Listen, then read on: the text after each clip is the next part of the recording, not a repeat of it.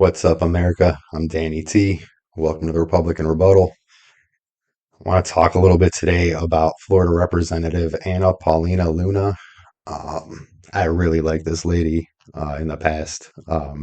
She's only been around for a few years. Um, she is one of the front runners of putting term limits on Congress, which, if you watch my last video, that's something I mean, it just speaks to my heart, you know. I think it's important.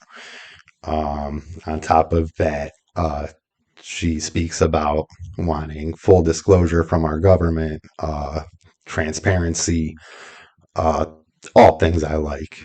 Right now, she's working on disclosing the JFK files. They have her working on the Epstein files, Martin Luther King. Um, she's working on a lot of stuff. I really like her. Um, I want to keep liking her, but if you guys haven't seen the list, she posted a list on X or Twitter, whatever you want to call it.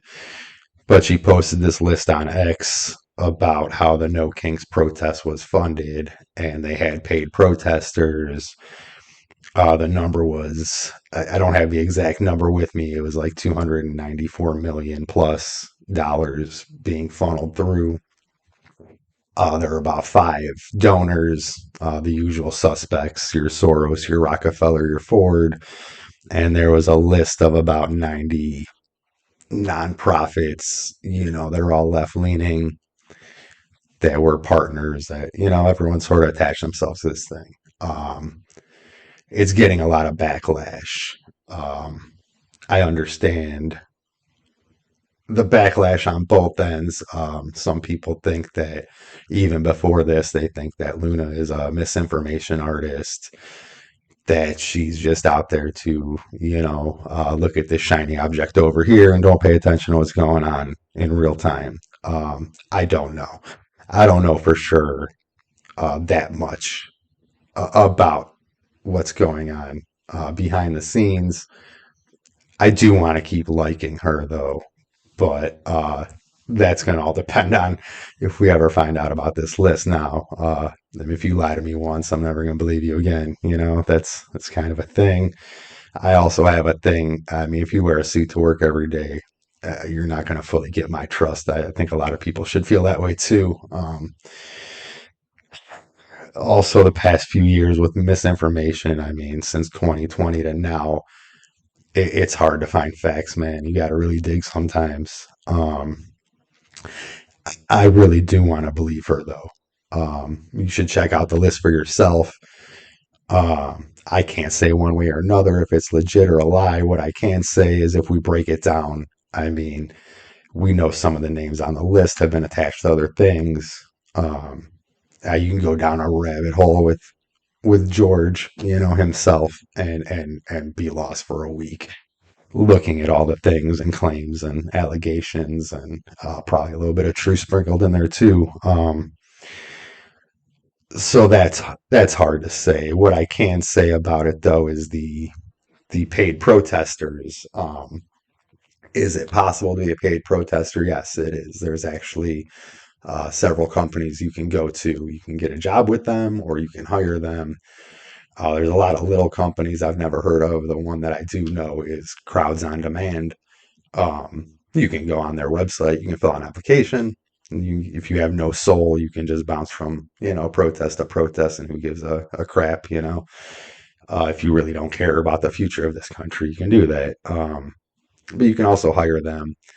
Our previous administration, people attached to our previous administration have admitted that they've used it. I'm sure our administration has used it. It's mostly just filler for, rallies, for whatever. It's just to make it look better on camera, in theory. But yes, being a paid protester is a thing that definitely happens. In fact, I used to be in the union. I was a construction worker, and I can't speak for all unions, but the union rep I had and the jobs I had, when we would have protests, your job would be closed. Like whatever work site you're working on, we didn't work there, and you didn't get paid. And if you wanted to get paid, you would go to the protest and get paid like you were at work. So being a paid protester is nothing. It's nothing new. Uh, so again, is this list real? I don't know. I don't know if it's real or not, but is it possible? Yes, it's definitely a possibility, and I'm going to stay tuned. And as soon as I know what's up, I'll let you guys know. You guys, keep your ears to the ground too. Uh, Definitely fact check everything. Uh, that's not really what I want to talk about today. I just feel like I should have covered that. It's something I just wanted to say real quick. I don't have a lot of information on that. What I would like to do today is take you way back memory lane to June 28th, 1977. There's an interview with Joe Biden where he is very vocal about being um, anti busing, pro segregation. His claim was that if you're anti segregation, it'll somehow put the civil rights movement backwards, which make sense to me. I don't know. Uh, Listen to his speeches even back then before the dementia kicked in. It's rough, man. Uh, but let's fast forward from that because 1977 turned into 1994 and the Joe Biden crime bill, which he was putting in place. If you really want to add a little razzle dazzle to your holiday festivities this year, show your non binary cousin the 94 Joe Biden crime bill and watch them's head spin around with all the microaggressions and racism that this guy. uh, do yourself a favor and watch it. Um, it's insane. It's insane to me how everyone forgot about that over time. Um, Getting back to it, sorry, I got off track. His main thing was take the streets back.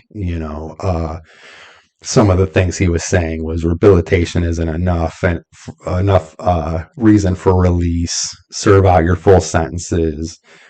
He doesn't care if it's your first offense or your 12th offense. You serve max time. Uh, they'll give you the treatment you need. If you're on drugs, you can go through rehab and fix yourself. And even if you're clean and everything's cool, you're still not getting out of jail. You're in there. I don't know how true it is. I mean, it's hard to do it, but allegedly, like hundreds of thousands of minorities have been arrested to uh, full punishment from that bill being put in place. Which I fully believe. I mean, 90s were a different time for those of you that weren't around. It's pretty wild sometimes. I'm bringing this up too because now I'd like to talk about Portland. In my opinion, places like Portland and Chicago and Minneapolis and LA, all of these have gone downhill, and the lawlessness that we see today are a direct result from that previous administration, in my personal opinion.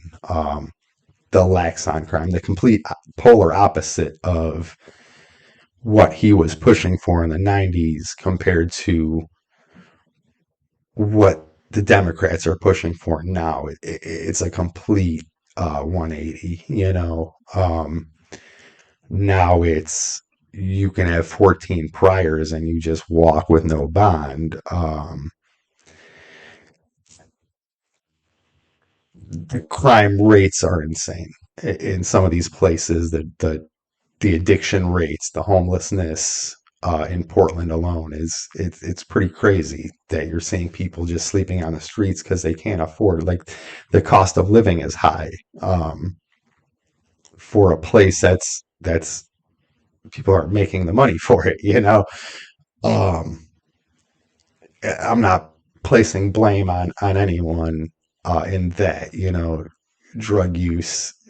Yeah, it's a disease that it's a tough one to touch. But what isn't hard to touch is when your mayor, like Keith Wilson, refuses to take care of the crime that's in your city. Um, there is no choice but for them to impose the guard in there. I understand a lot of people don't agree with it. I still don't fully. I don't think we should have troops on our streets, but I do think we don't have another option right now when the riots, I'm not even calling these protests. I mean, we've seen the videos. People are rioting, people are attacking agents. When it gets to that point, and the police can't do anything, when the police can't do their job to protect the city, um, we really have no other option. And this isn't new. The Ninth Circuit Courts of Appeals agreed that Trump is within his right to send troops there.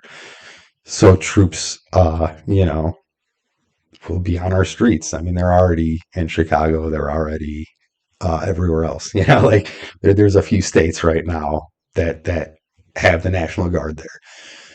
Um, it's tough, man. Like when I watch these videos, I feel bad for the people living there. I feel bad for the workers. Um, it's hard for me to say that you are a good guy when you are burning your city to the ground and attacking people.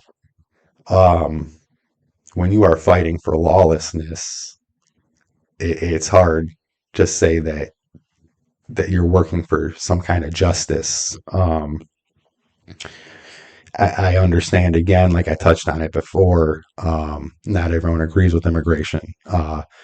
It sucks to see your neighbor get taken away, but attacking people is not the answer either, in my opinion. And uh, I think Keith Wilson needs to get his shit together.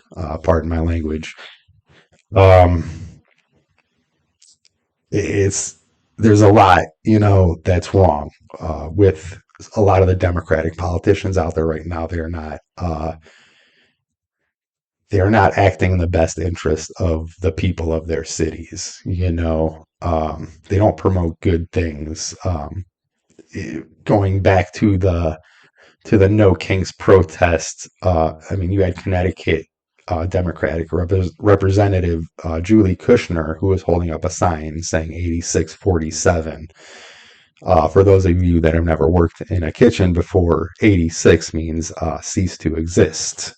So essentially she is promoting people that follow her to commit acts of violence, and then they turn around and act like it's a surprise. Um, when your crime rates are through the roof,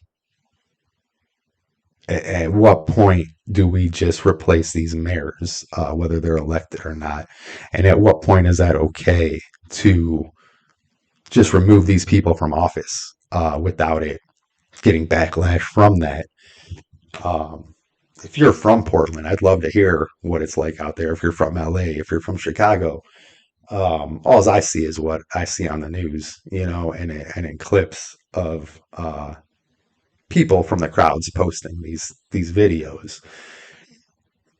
Uh, I'd like to think it's not as bad as it seems, but when you're watching homemade videos and not news stories, I understand not believing everything you see on the news, but when it's some random person in a crowd, uh, it's kind of hard to see a reason why this person would be lying to you, especially when you're seeing the acts play out in front of you. You can't deny that things are getting pretty out of control places. Uh, how we get control back is the question, because it's hard to make moves like that and still live in a democracy. It should be up to the voters, but I don't understand. We have so many protesters for one end, and they're lawless, and they are burning streets down, and then you have regular citizens that don't go out and protest. So you don't see that part of it. I would like to know what's really going on. If any of you out there live there, let me know. You know what I mean? But thank you for tuning in. If you like my stuff that I talk about, like, share, subscribe, leave me a comment. Uh, I'll see you later, America.